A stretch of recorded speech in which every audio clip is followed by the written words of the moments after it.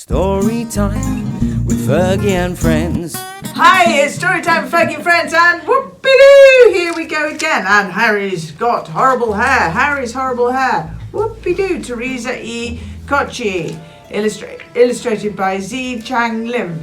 Oh, how exciting. Harry's horrible hair. Here we go. Are you ready? To those who love their dogs big and small, flaws and all. Woo! Hello, mums, dads, girls and boys, aunts and uncles, granny and grandpa. Harry the hound had the most horrible hair. It was patchy, thin and stuck out everywhere. When people would see him, they'd stop and they'd stare. They'd point and they'd say, "Just look at that hair." Well, that's not very nice, is it? He lived with Miss Maggie and Molly, her puppy, whose love and whose care made him feel so very lucky. With the old woman, he would sit in her chair while she gently pet and combed that horrible hair. Molly would cuddle and keep him warm at night, for her fur was quite soft and he liked to snuggle tight. One day Miss Maggie knit him a nice sweater, hoping that it might make Harry feel much better. Harry wore his sweater when he went on his walks. He felt so proud and thought of how others would talk. "Doesn't he look handsome and so very fine? He's one of a kind and looks quite divine." But Harry was hiding his hair under his sweater. To tell you the truth, it did make him feel so much better. Until one day, while he was out for a stroll, his head was held high, but he didn't see the hole. He tripped and he fell and made quite a big tear in that handsome sweater that he loved to wear.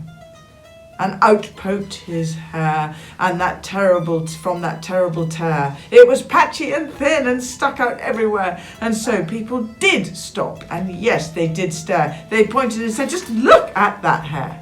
Harry was sad. He could hold his head up no more. The pointing and staring he could not ignore. So with his head down low, they all headed home. He felt so upset and wanted to be alone. While Miss Maggie worked to repair that big tear, she mended it like new, with love and with care. And Harry just laid there so sad and so blue, he knew what they said about his hair. It was so true. Until one day the old woman had a plan to make her pup feel happy once again. So off to the place she visited each week to hatch a plan was the purpose she did seek. When she got back to her home and she went inside, she patted her pups who laid side by side. She put on the leashes and got ready to go. Harry wore his sweater so his hair wouldn't show. They walked to the place where the elders did gather. As they got closer, they heard lots of chat. Why was he brought here so more people could stare at his patchy thin hair that stuck out everywhere? But just as his sadness and sorrow did spread, he felt a hand pat him gently on the head. Then Harry looked up, and his eyes, they did find an incredibly old man whose face looked so very kind.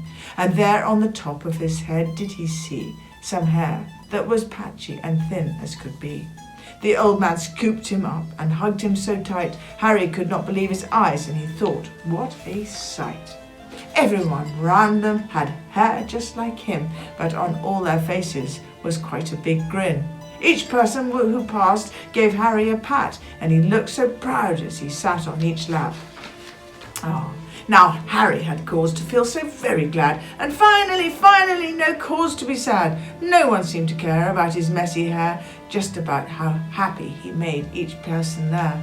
He was so joyful each time he came to this place, where everyone always had a smile on their face.